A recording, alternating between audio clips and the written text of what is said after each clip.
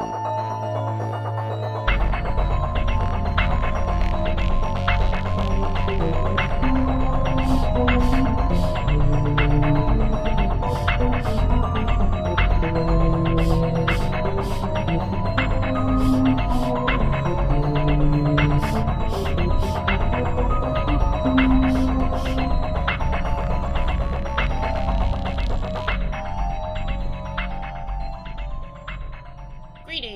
You are listening to Horror Nerds at Church, a ridiculously queer podcast where we take a deep dive into a horror film and talk about how it connects to queerness, religion, and theology. I'm Pastor Emily, and I'd rather be nothing.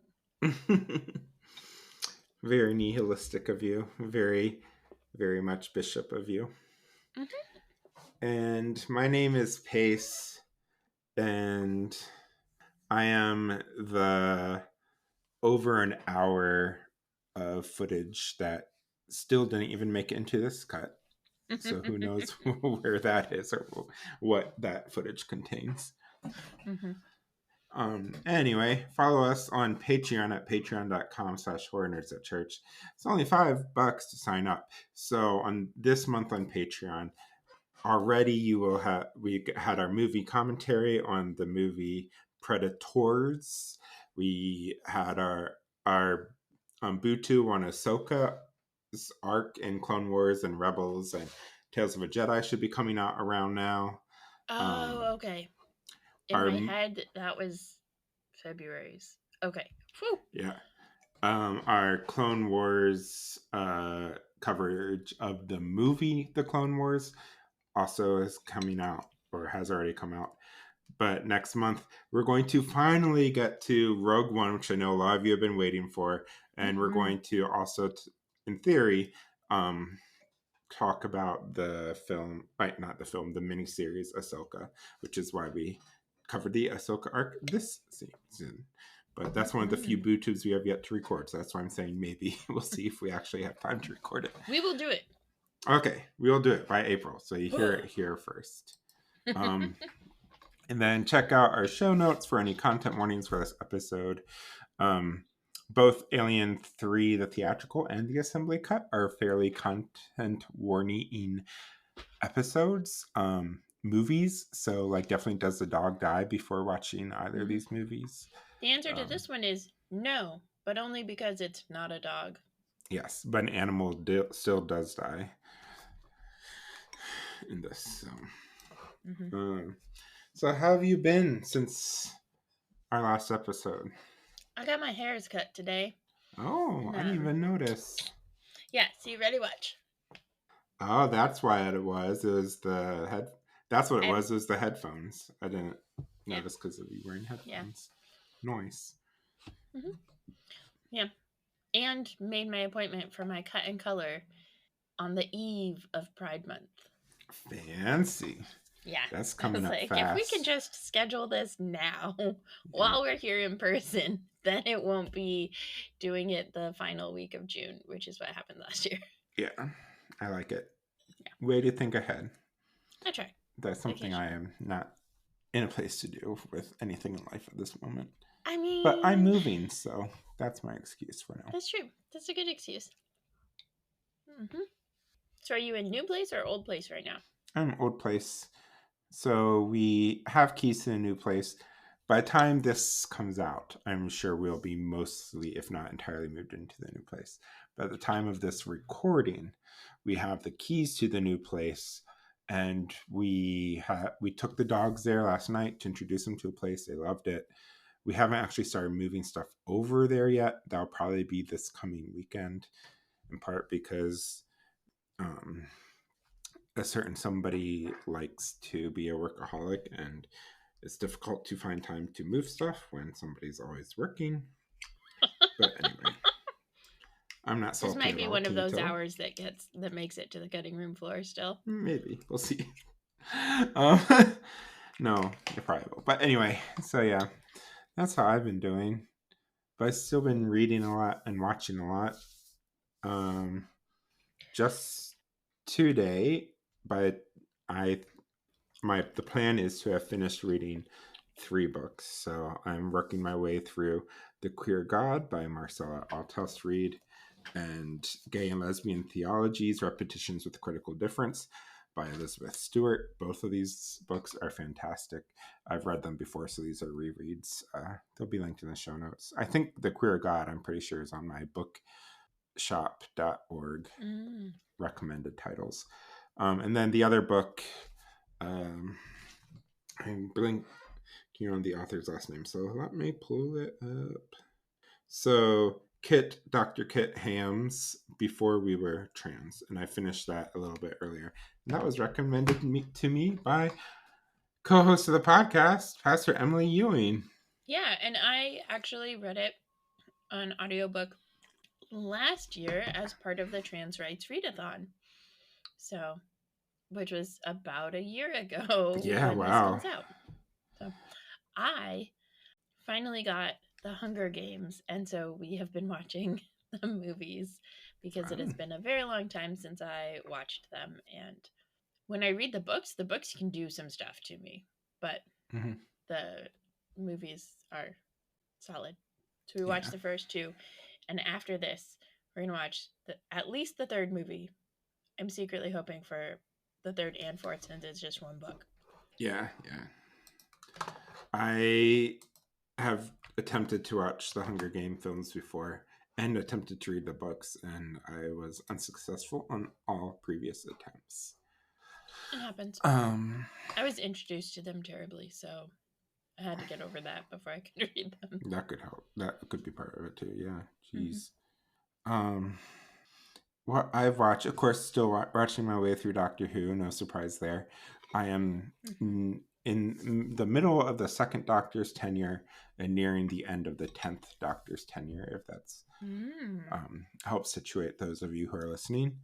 But recently, I watched for the first time a horror movie and a half.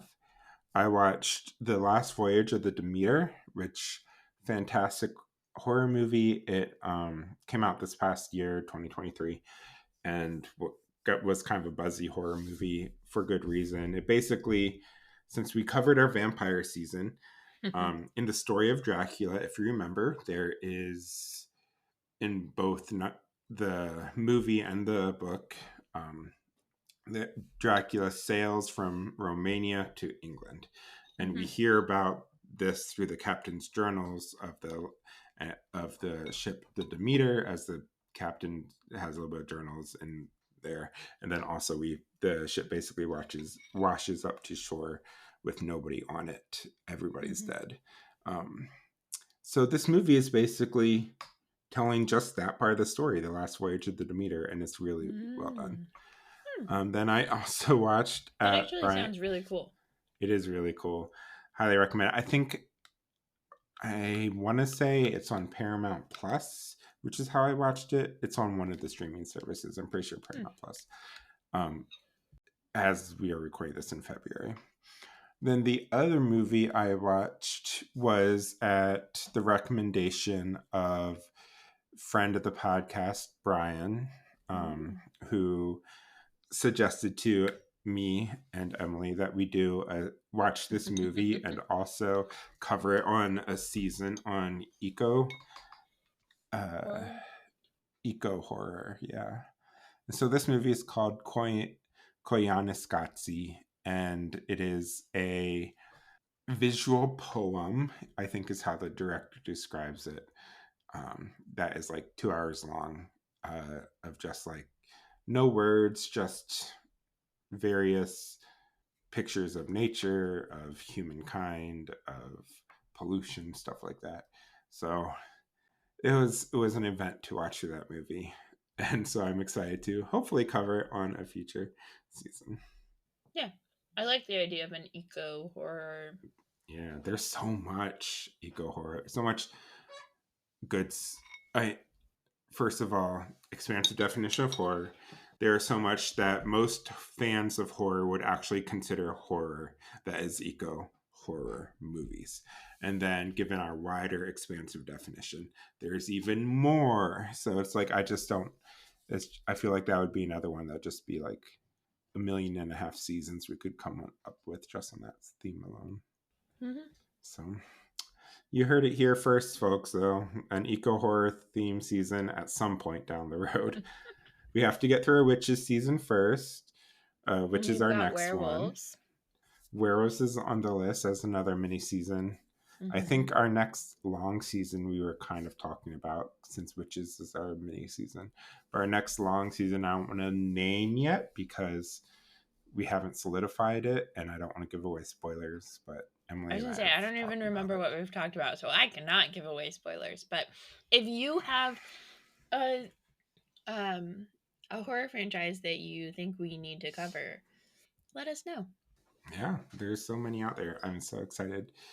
Well, I mean, like I said, we'll just do this theology until this theological project and podcast until the day we die, probably. So, which might be sooner than later, given the state of the world, but we'll see. Yay, climate Yeah. change. Mm-hmm. Speaking of eco horror, Truth. so we are covering the movie. In case you haven't figured out from our ramblings, Alien Cubed, Alien 3, The Assembly Cut, directed by David Fincher, uh, filmed and mostly assembled in 1992, but not released until 2003. The theatrical film also was released in 1992. Um, and I want to say right now, for those of you listening, that we'll talk a little bit about the differences in our kind of walkthrough of the film because we know that it's kind of hard to find the assembly cut. So if you can't get a chance to watch it or are not interested in watching it, that's okay. You can still listen to this episode. We'll talk through some of the differences and stuff that we found. Mm-hmm. Um, but anyway, so we already talked about 1992 in our theatrical cut episode, and definitely listen to episode for most of the behind the scenes for the film as a whole. Mm-hmm. But I'll contextualize 2003, the year that this movie was finally released to home video. So in that year, we had Lord of the Rings: Return of the King. We had Pirates of the Caribbean: Curse of the Black Pearl. We had one of my personal favorite movies of all time, Once Upon a Time in Mexico. We had I've never heard of X2. that one. Okay. We had X2, though, the sequel to X Men, which I still think is the best X Men movie we've had. I love Um, that X-Men trilogy. Like, I know it didn't always go places I wanted it to go and stuff, but how can you get mad when somebody's dealing with a family member going, "Have you tried not being a mutant?" Like, right. And that scene happens in X2, which I still think is the mm-hmm. best of the trilogy. Um, then we had Matrix Reloaded and Matrix Revolutions, for better or worse, that year. And Oh, then, I didn't know they both came out. yeah, they both came out in the same year. One was in Weird. April, I think, or something like that. The other was like December. Huh. But then in the horror world, we had Terminator 3, Dreamcatcher, House of a Thousand Corpses, 28 Days Later, Cabin I Fever. have seen 28 Days Later. Oh, you have? Okay, cool. Oh, Mm-hmm. yeah, you took a zombie class. I'm sure you saw No, it. it And wasn't even at, that was actually not a zombie class. It was just one of the class period, like one of the classes in the class in the mm, course. Um, I watched that like maybe when it came out. I It was saw it in like high school theaters. age, yeah. Yeah. Before Um, before Silence of the Lambs ruined me. yeah, yeah. Cabin Fever. Oh, and then we had the big Texas Chainsaw Massacre remake, from which 1.5 million gritty remakes have Been come, for better or spawned. worse. Then we have Love Actually, Emily's favorite horror movie, came out that year. So horrifying. I have seen Yep. that one many a time, including this last Christmas. And then a personal favorite of mine, Leprechaun, Back to the Hood, from part of the Leprechaun franchise, which we'll cover eventually. I was gonna say we have to time the Leprechaun franchise so that it's in the spring. That's the big Yes. thing. And then Freddy versus Jason, which we covered in both season 2 and season 4. Season 4 has Emily So you can hear all of Emily's opinions on that. And we're also Mm-hmm. doing it from the Freddy side, whereas season 2, we're doing it from the Jason side Yep. of the film. So, Indeed. interesting year in 2003. Mm-hmm. Um, when was the first time you have seen the assembly cut of Alien 3? Yesterday. uh, have your shots, folks. I Yep. saw the first one yesterday for this podcast episode. Love it. I saw this one. Well, this came out after I was the age of 12, so definitely did not see it before the age of 12 because it's not available before then. But I saw this for the first time, I want to say 4 or 5 years ago, and I really liked it. So there we go. Nice. Yeah, This is probably my third time seeing it, I think. okay. Yeah, I we will get more into it, but I like this one a lot better than the theatrical release. So a little bit of behind the scenes as it pertains to just this movie. Like I said, go back and listen to our Alien 3 episode to get like full behind the scenes. But basically, how this one came about is in preparation for the 25th anniversary of the original film.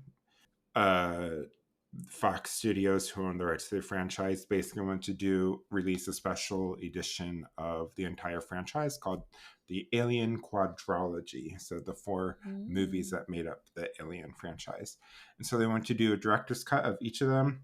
The director's cut of the original Alien movie, as we talked about in that episode, is like 5 minutes longer because Ridley and it uses a few different like edits of the same scene, but like as Ridley Scott said, there really wasn't much to change uh, from that one, so that one's kind of like negligible. The Mm. director's cut of Alien 2 is longer, and it features more of Ripley's backstory, including the fact that she lost a daughter while she was in hypersleep or whatever.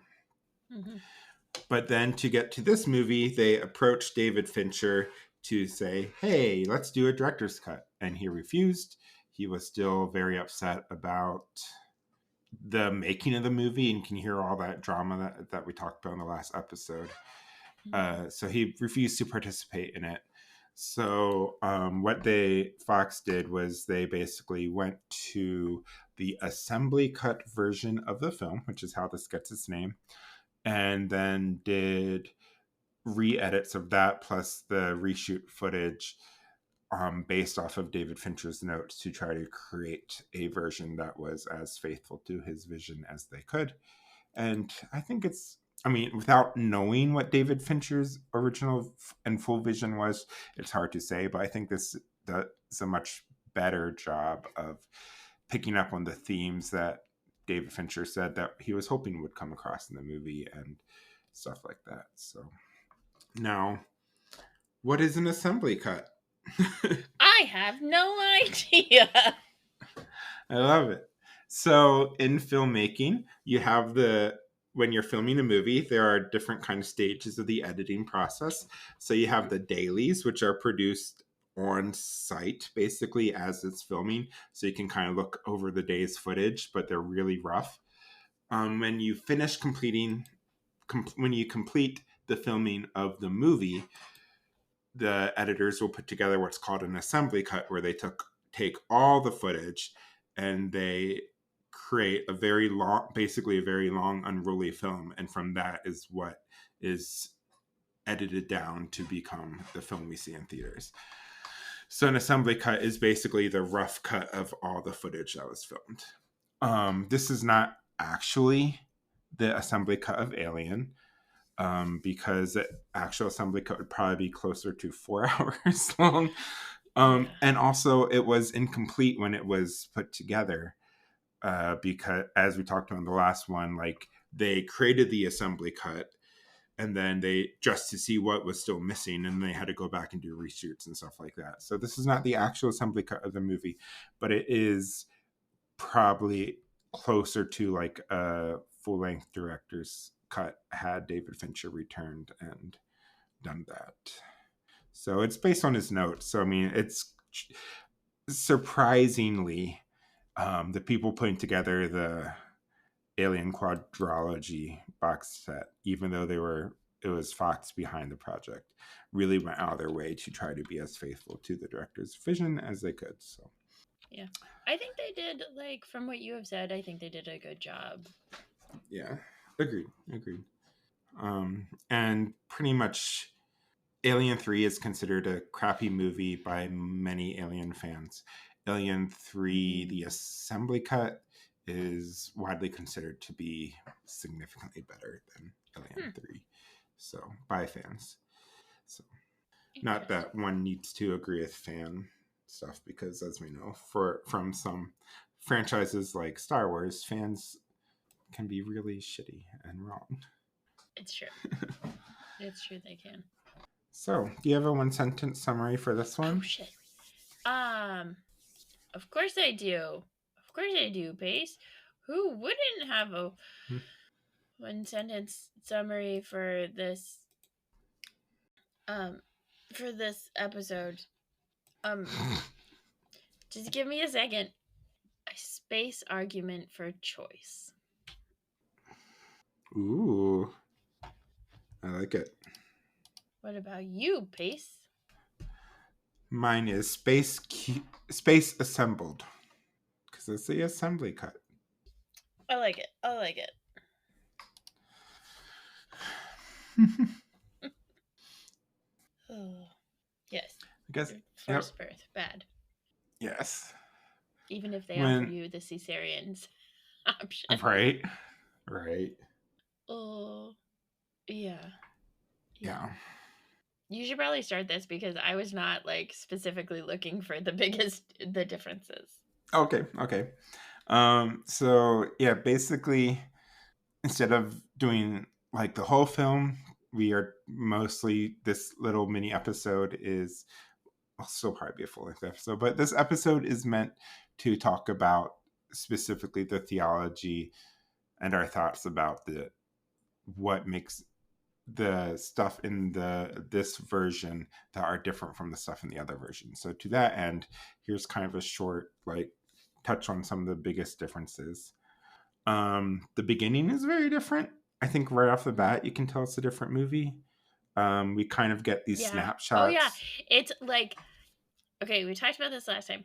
The You talked about like that the director had been doing commercials and that was like his main experience, and the last one it felt like very like commercially kind of, but like it didn't feel smooth.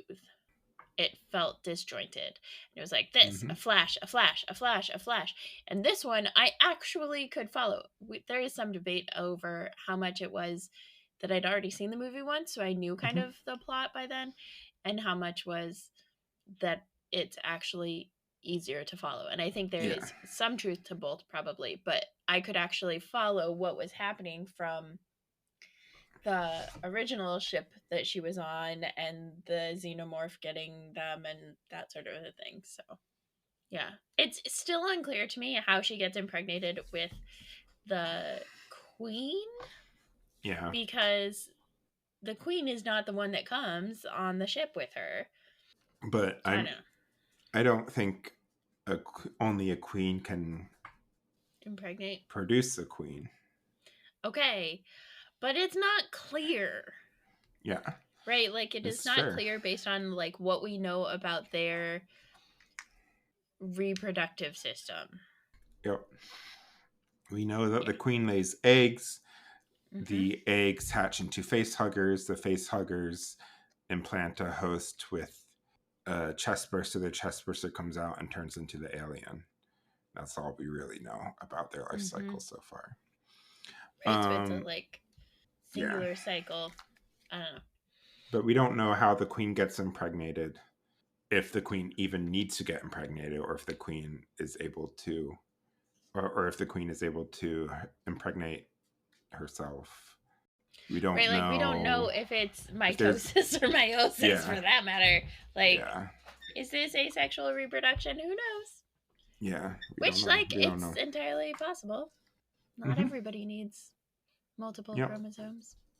So, but yeah, the beginning is different. Right off the bat, we see kind of some snapshots of what is happening on the ship with with Ripley, Newt, and Hicks, whatever his name is, um, and what leads it to crash. We see some beautiful exterior shots of the planet, which I have no idea where cut, but like of the outside of the prison world, we see the ship crash. We see them pulling the bodies out of the water. We see them pulling the ship out of the water with the oxen, which also that's a big difference. There's oxen in this movie, but there's no dog in this movie. Whereas in the There other is a one, reference to the dog once. The guy that yes, gets killed in the van is like, Spike, Spike. yep.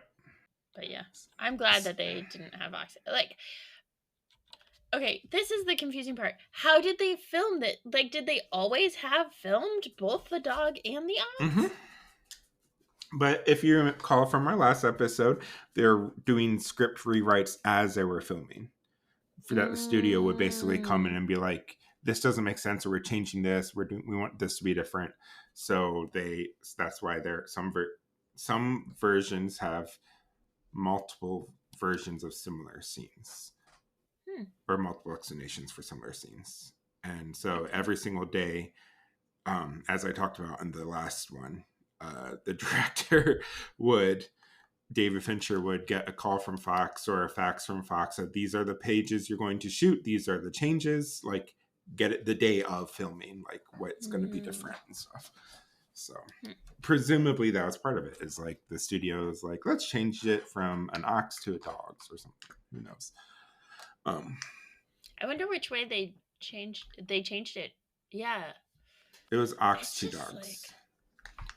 The dog was the second version, but part of that too was the if you recall the theatrical version, the dog that you see the dog getting sick and then it cuts away and then next you see the corpse of the dog with the alien. You don't actually see the dog die.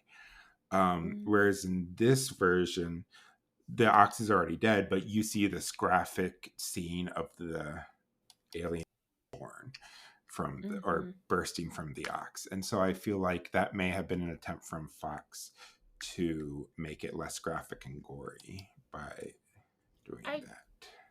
I don't think that worked the way they wanted it to work. Perhaps not, but it's clear studios are not always the best judges at this. That's true. Um, the movie fills in a lot of holes that the original one kind of had and lets us figure out what happens to some of the characters. Like, hold on, let me pull up the Wikipedia so I remember his name. The character played by the Dr. Paul McGann, Gallic.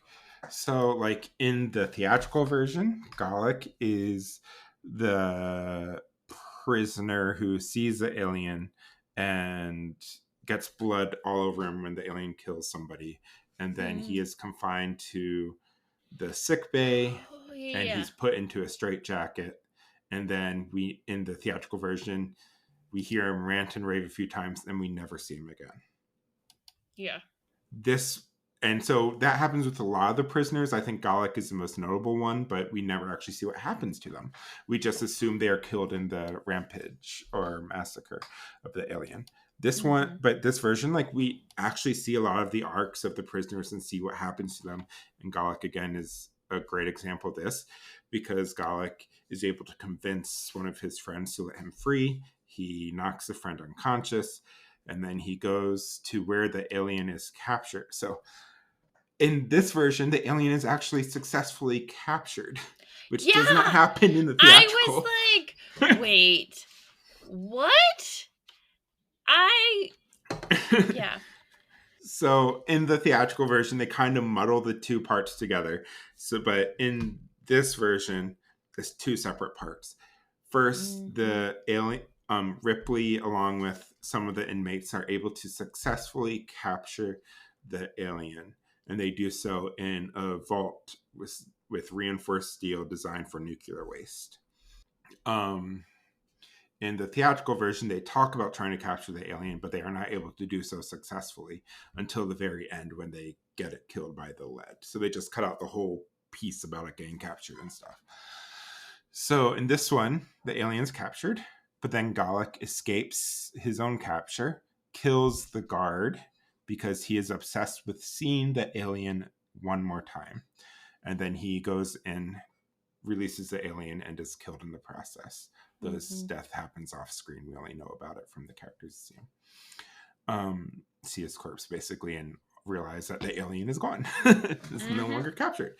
And then that's what leads them to having to come up with plan B, which is to get the alien killed by the lead, the superheated lead. Yeah. Which also like doesn't work at first. Mm-hmm.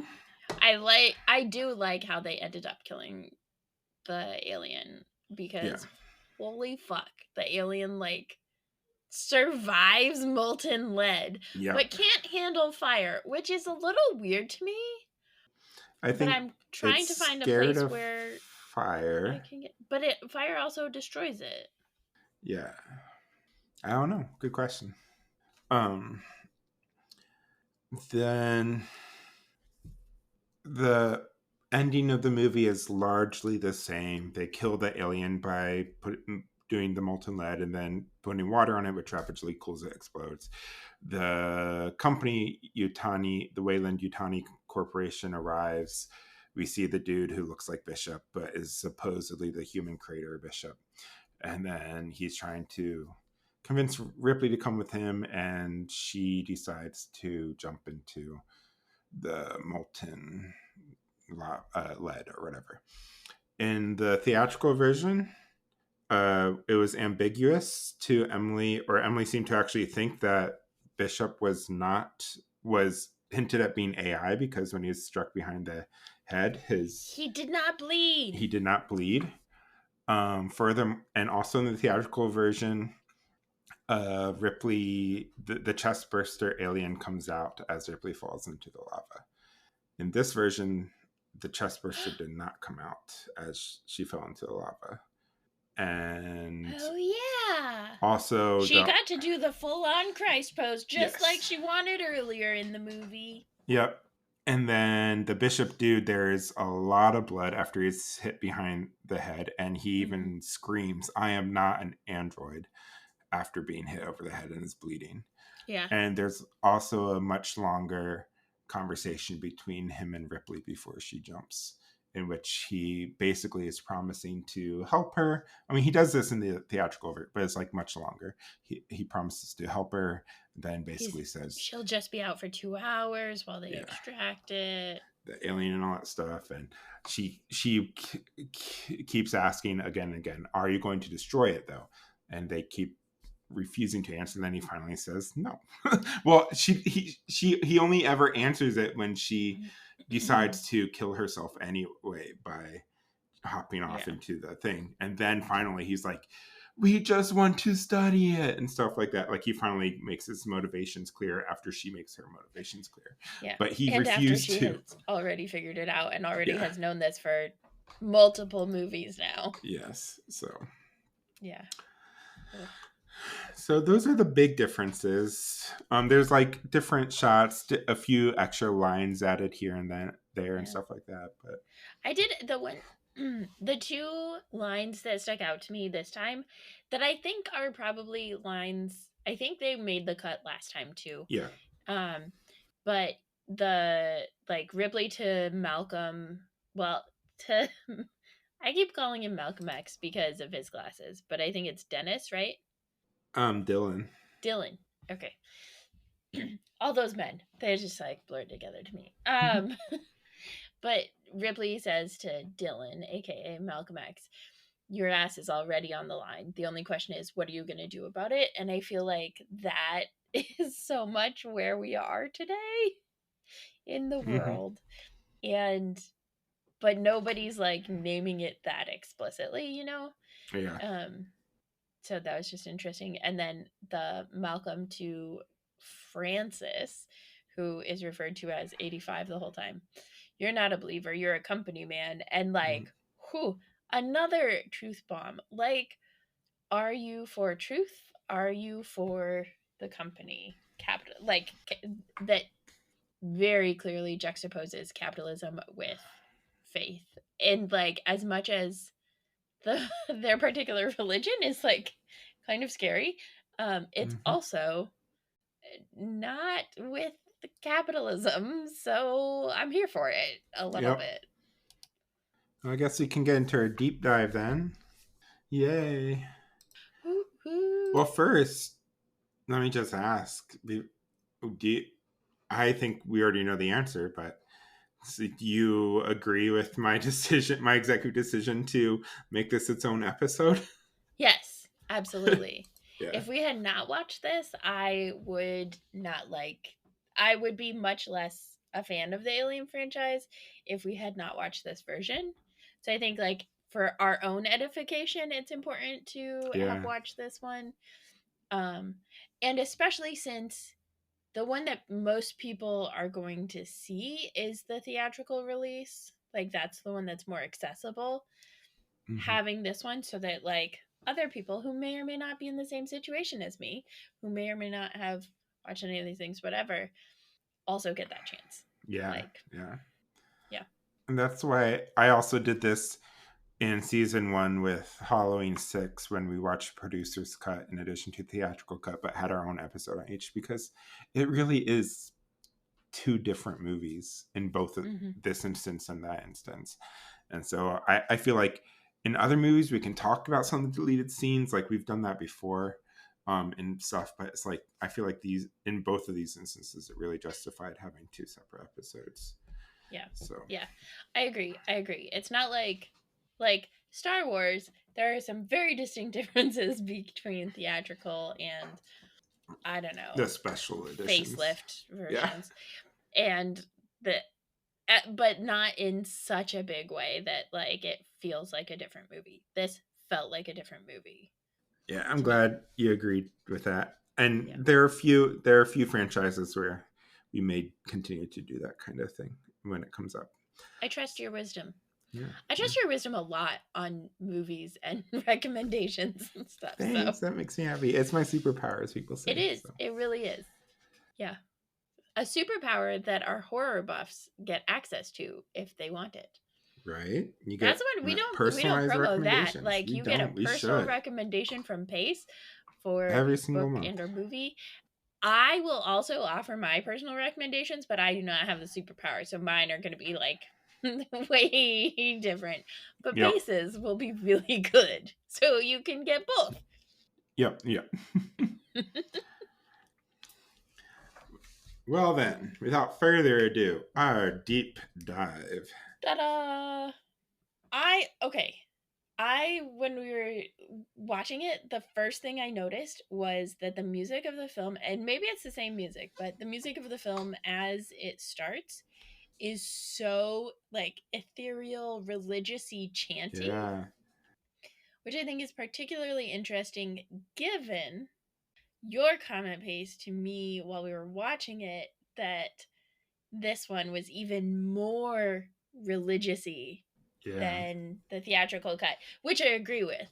Um, but I was like, huh, it, yeah, it really is. There's just so much like hardcore religion in it Yeah. that, Religion yeah. plays a prominent role in the last one, whereas in this one, I would say it plays the central role. Mm-hmm. Yeah. And to that effect, like one of the things that I just there are few pieces of this religion, prominence of religion, or centralness of religion in this movie that I love, as a theologian, and someone who's Mm-hmm. interested in this nerdy stuff.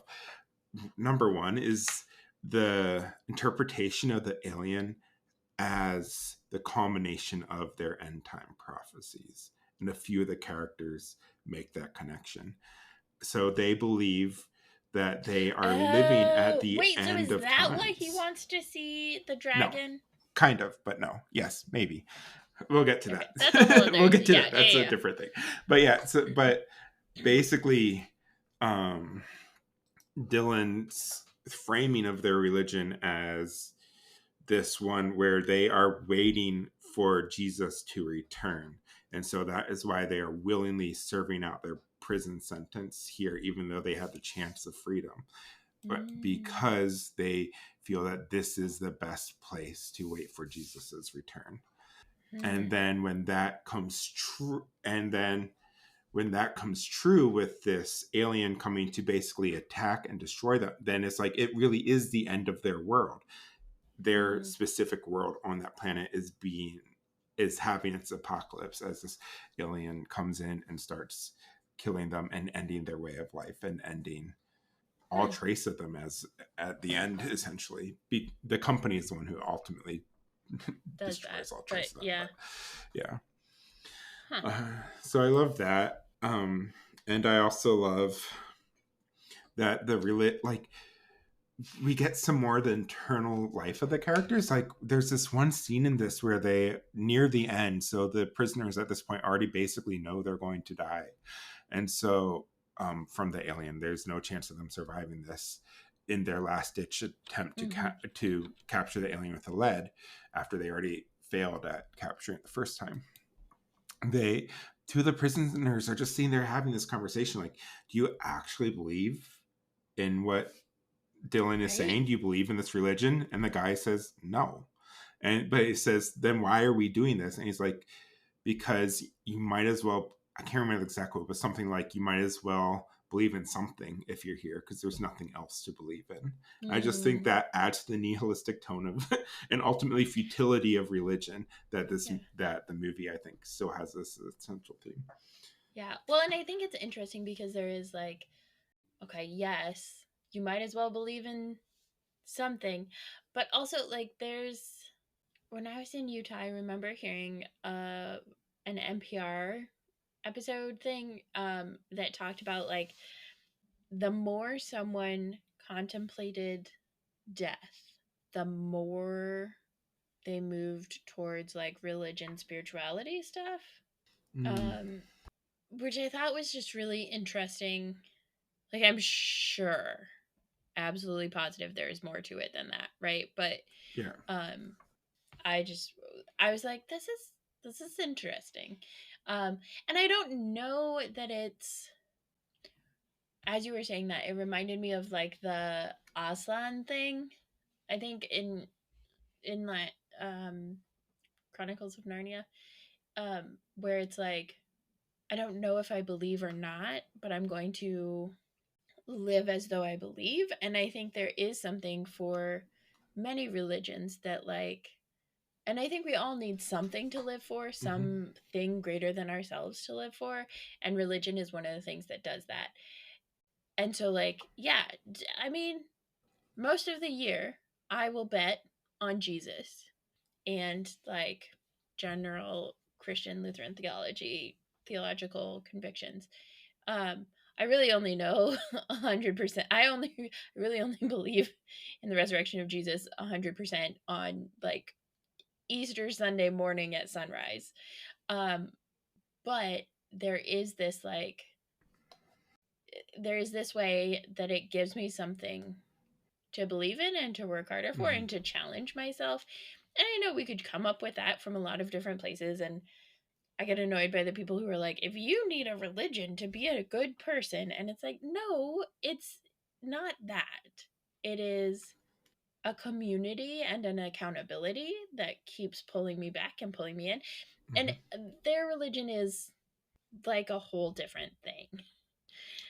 And also, I get like that's the piece where like you take it into nihilism and I take it into like pastor mode, basically. Well, yeah, But it yeah. does have it does too still have that role of keeping them in line. Like they mentioned that there's no need for weapons at the facility in part because people can't escape, but also there's no violence between the inmates because they all consider themselves equal under this religion and Hmm. ultimately so there's conflict and stuff, but like they use the religion as a way of like hold like exactly like you said, holding each other accountable.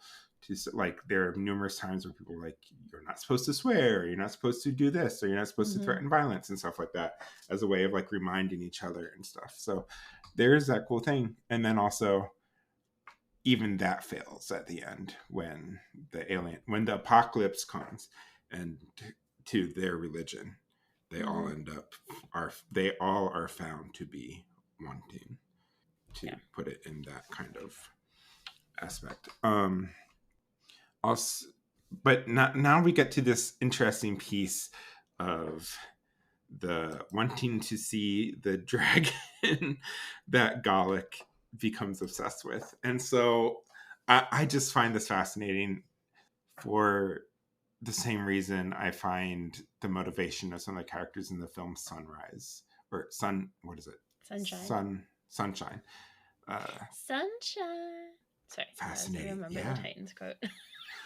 But like, so just this notion that Golik has come face to face with this otherworldly being that is so terrifying that it becomes this ecstatic experience. And so he wants nothing more than to repeat this ecstatic experience, and to do so at the cost of everybody around him. And so the idea that the alien itself is kind of like him wanting to become face to face with death, the personification of death in the alien, or perhaps the personification of God in the alien. So wanting to become united with that. And then being baptized in blood, which is that very first scene. He gets baptized in blood, blood pouring over him, and that blood never leaves him he is marked by the blood of the lamb alien person for the rest of the movie. And all he wants to Yeah, do because they is don't. interact with the alien again, to come face to Huh, face with that again. So yeah, and I think there's so much with Gallic, like yeah. the um the yes, washed in the blood of the dragon, but also that they the ways that they like associate like mental illness slash mood disorder stuff. We don't exactly know what's going on with him, except that everybody um, calls him crazy, for lack of a And I better. think what they are calling crazy is in part exactly what you're saying with some of the mood disorders and stuff. But I think a lot of it also is he seems to be the single person who is sociopathic and has no capacity for empathy in that prison, and that's why he is the one that everybody is scared of. Even in the beginning, before any of this stuff happens, I remember there's that scene, and it's only in this version too, but there's that scene where two of the inmates are talking to Dylan, and they're like, and he's like, what's the problem? We're supposed to be living in harmony. What's going on? And they're like, we are legit scared. They don't use that word, but it's like, we are legit scared of Gallic. Please don't assign us with him anymore. He is creeping us the fuck out. And so there's that piece too, I think. Yeah, it's just so. Yeah. And Yeah, and but I think there's also that problematic thing, right? Because it's not just like mental illness, mood disorder, like all of that stuff, but it's also like that is the person that is connecting to yeah. this otherworldly being dragon thing. And Mm-hmm. like it really for me evoked all of the like biblical stories around demon possession and exorcism and stuff. Mm-hmm. um because there's a sense that at least the way that Gallic talks about it is that the alien is potentially actually talking in his head and communicating with him. um and also it also like turns in on the like like the stereotype that is Mm-hmm. inaccurate of people with mental illness and violence, Yeah. that they are perpetrators of violence when in reality the overwhelmingly more likely to be victims than perpetrators. um so I was just like, this is a whole it just felt like there was a Yeah. lot more of Gallic and a lot more that's like, this feels problematic, let's unpack Mm-hmm. it kind of stuff Yeah, for sure, to for talk sure. about.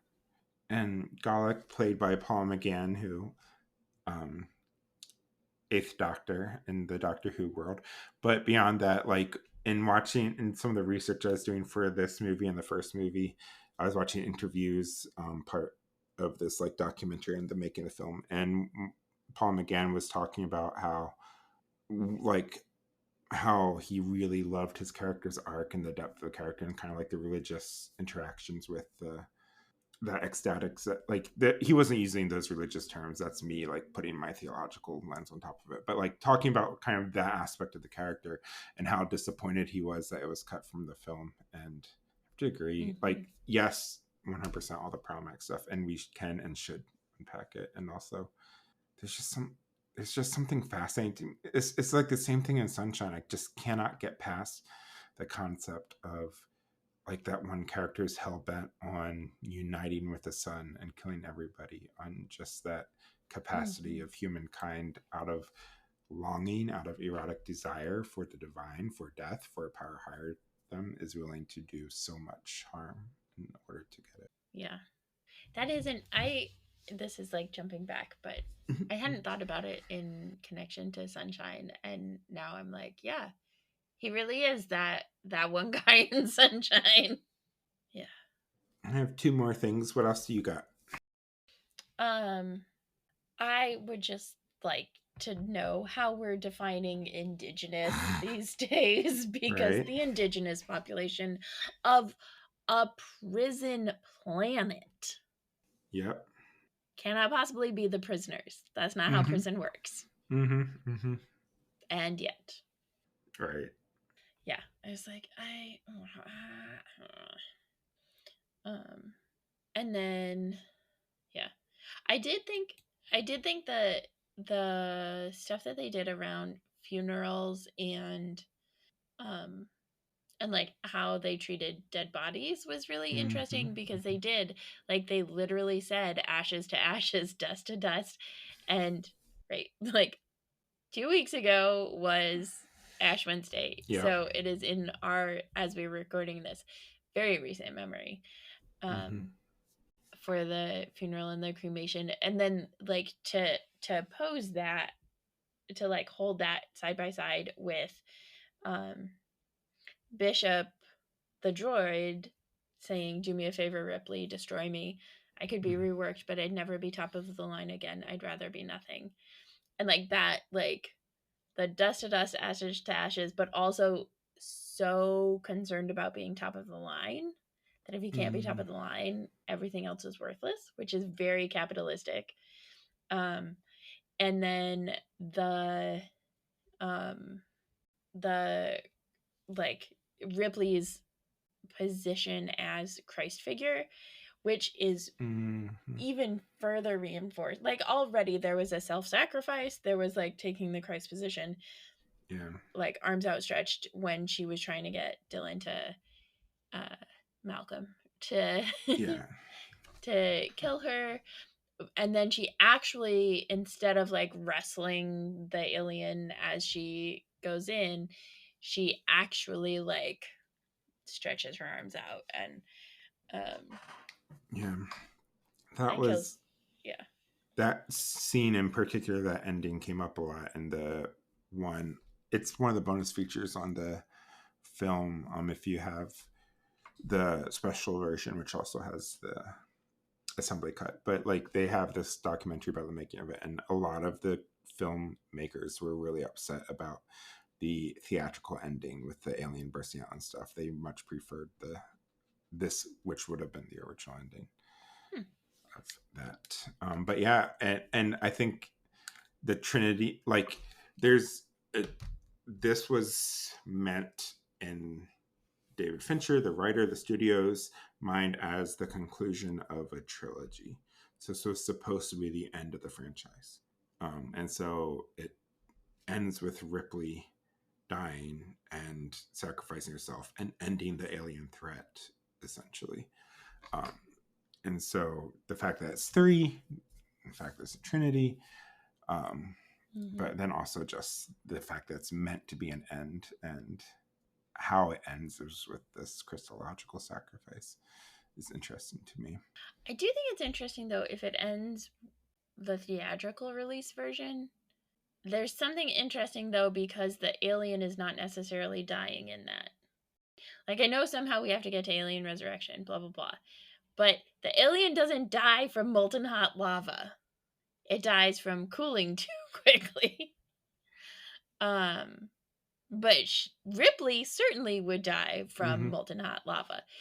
Um, so now I'm like, or like, even if it's still in her body, it's about to like pop out. Mm-hmm. And yeah, so I'm just curious because somehow there's a resurrection. It's I mean, the in the mo- name of the next Yep. movie. Yep. So Hmm. you'll see. You'll see. I'm excited for you to see. Mm-hmm. And then the last thing I want to say about this movie is about the motherhood revisited, because that's Mm. it started with the second. Well, the first movie, every single movie so far interacts with this theme of motherhood somehow. With the in the first movie, the computer was called Mother that automated the ship and stuff. They Yeah, communicate with that. I In the forgot second about one, that. Ripley becomes the adopted mother of Newt, essentially, and then we also meet the mother alien queen. And then in this movie, the theatrical version, like, still kind of has this, but in this one, there's like this outright rejection of motherhood that Ripley has, which I like because so often in film, women are pigeonholed into the role of mother or caregiver. In this one, Mm-hmm. not only does she want to not bring this alien to term, and there's kind of this pro-choice kind of theme here, but Mm-hmm. I also like that when, and this is, I also like that when the doctor Clemens asks Ripley, "Is Newt your daughter?"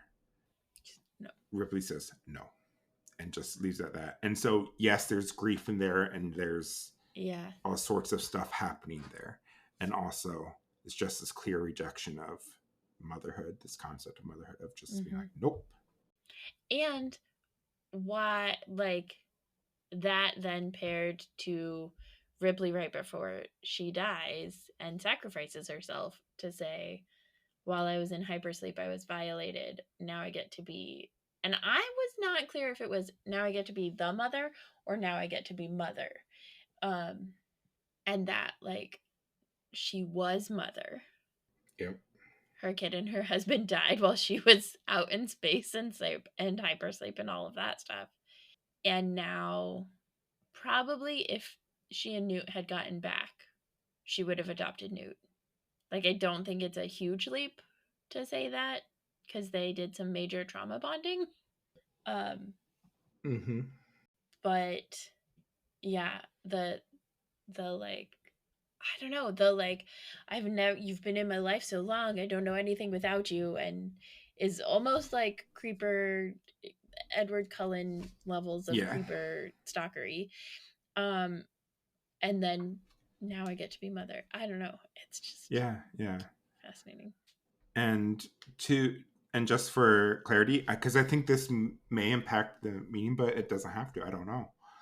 But the concept of Ripley having had a child was in the director's cut of Aliens.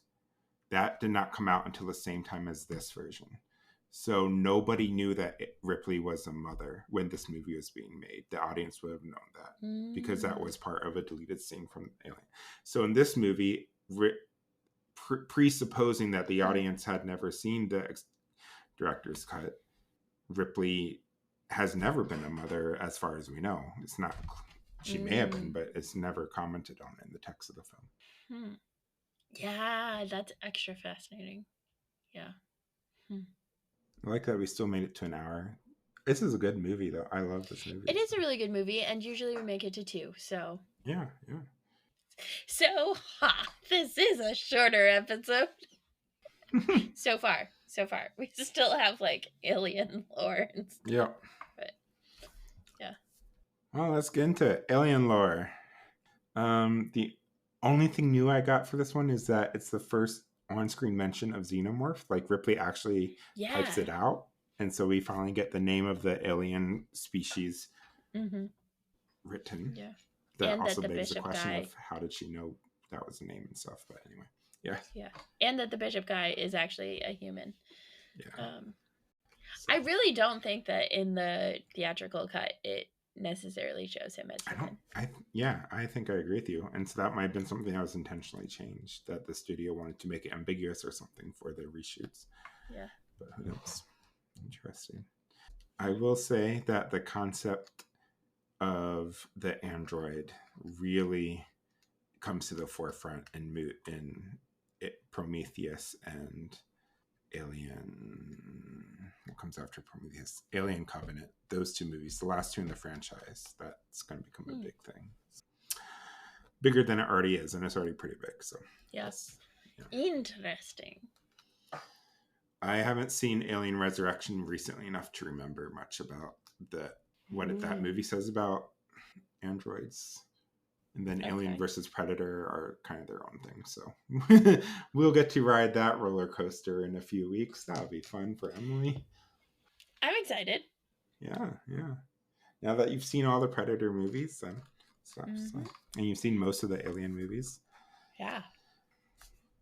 well, out So, of 10 rating it out of again. jazz Jazz hands, hands. All L right, and alien jazz jazz hands. hands, what would you Some rate this? there like if we get enough Patreon supporters at like horror buff levels, we might have to start videotaping this because Right. I don't know that I always want it videotaped, but like sometimes just the two of us doing our little mini like T-Rex jazz alien Yep. xenomorph jazz hands was adorable. Hashtag So agree. yeah. Um so out of 10 out of 10, no, out of 10 jazz hands. Am I going first? Yeah. Okay. Part of this is I want to know how many I rated the first one because Right? But you can't. I can't. I I had that think. exact same thing. I was like, Well, I'm pretty sure I remember what I rated the theatrical, but I'm trying to remember what I rated the first one in the yeah, franchise but you because I'm can't. You gotta go curious. with where you are Yeah, today, this movie only. I I think know I'm. I it's think I'm doing. frustrating. Yeah, then I'm just gonna do 9 out of 10 jazz hands. I really like this version, and I still kind of wish we could. I wish like in an infinite number of universes, there is a universe out there where David Fincher Gate was able to create his vision for this movie, and I really wonder what that would have been. Mm, But since this is the closest we have to it, I really, really like it. So, favorite kill? um, I need to think about that. So if you can Okay. rate it while I think about my favorite kill. Yeah. I was sitting at this number before you said anything. I am also a 9. I really liked this movie. It was just, yeah, I really liked it. I liked the way it worked as a movie and felt because that helped me get into it deeper. And my favorite kill this time was the prison warden because he was just an Nice. asshole Yeah. and he was a jerk and he was super dismissive of Ripley and then immediately got chomped. And I was like, Right. yep, here for that. Go for it. Um. Good job. And maybe, what if? Because the alien is trying to protect Ripley, right? Mm-hmm. Mm-hmm. What if when Ripley is annoyed or frustrated or feeling threatened by somebody, that helps the alien pick who's next. Like if Ooh. all things equal, the alien could have jumped and dropped through the ceiling on any of them. And Ripley is so frustrated and so stuck on this one person. I love that. There's my alien lore for this. I like it. I like it. I am so curious. I want to say so much about your comment, but I need to wait till after because no spoilers for our next one. Um, but yeah. So my favorite kill. There are a lot of good ones in here. I think I like Clemen's death because it's one of those where you see it coming. Like you can see the alien first make the depression in the bed, which is scary, and then you see Mm-hmm. it. Then you see Golik's reaction, and then you see the alien start to appear like as a shape behind the curtain. Like, it's really well done of like just building suspense, and you know what's happening. Which is And not how I experienced it last time. yeah, Last time I felt like they just like swiped him in half and he was gone, and this time it was yep. like through the head And that's exactly it. The close up of like the alien's second set of jaws punching through the guy's head. Stuff's like, yeah, it's a pretty gnarly death. I mean, like it's given Major Giles vibes. I don't really want to side with the alien on this, but like tent peg through the head. Yep. Yep. It's in Judges for those of you who are curious where I'm getting this reference. It is Judges. The stories surrounding Deborah, the judge Deborah. So, did you have any jump scares for this version? I did not. Not surprised because we already saw most of the kills in the first one. So Yeah, and the sometimes theatrical it's the version. kills and we were watching it in the daytime this time. It's true. It's true. And yeah, the couple times that they were the suspense with Clemens was like set up to be a jump scare, but it was enough suspense and I knew that he died, and then I got confused about why it wasn't happening the way I remember it. And so then that did not jump scare. But yeah. Cool. I thought our next movie was up. We have Star Wars Episode 2, Attack of the Clones. Dun dun dun. Clones attack. Yay. That's next week. Yep. And then in 2 weeks, we get Alien Resurrection. So we'll get the final Alien movie in the Ripley quadrilogy before we bid adieu to that character. Indeed. I can't wait for the resurrection of Ripley more than the aliens, but who knows at this point? Maybe the scalding hot iron was really more like Han's carbonite. And so Ripley's just like suspended in plasma. You're welcome, folks. This is why you watch, because we combine everything. Oh yeah, I guess it's me, huh? It's like, it's not me. It's not purple. Yes, we color code our scripts. We do. It's not a script, our outline. Yep. Planning doc. Whatever. Although our intro and outro are scripted, even though we frequently go off script, but it's true. That is it for our show. I'll make it very obvious I'm reading a script now. No, I'm kidding. Our theme music was by Matt May. Horror Nerds at Church releases seasonally on Thursdays. Please comment, rate, subscribe to us wherever you catch your podcasts. Support us on Patreon. Get access to all the cool things we talked about, including my recommendations. Come on, friends. It is worth it, I promise. But it's only $5 to sign up, so much cheaper than alien embryonic abstraction. Iron. Oh, there we go. Yeah. Also, extracting alien embryos. Yeah, that too. Because we know healthcare isn't free or single payer in this universe. Oh God, no. They're so capitalistic. Like capitalistic hellscape. Right? Follow us on social media, Facebook and Insta at Horror Nerds at Church, spelled out. Facebook and Insta at Horror Nerds at Church. And Blue Sky and Twitter at HNACPOD for our latest updates about upcoming movies, news, other announcements, etc., etc. Until next time, which quote do I want to say? Until next time, I'd rather be nothing. Starting and ending together. Yep.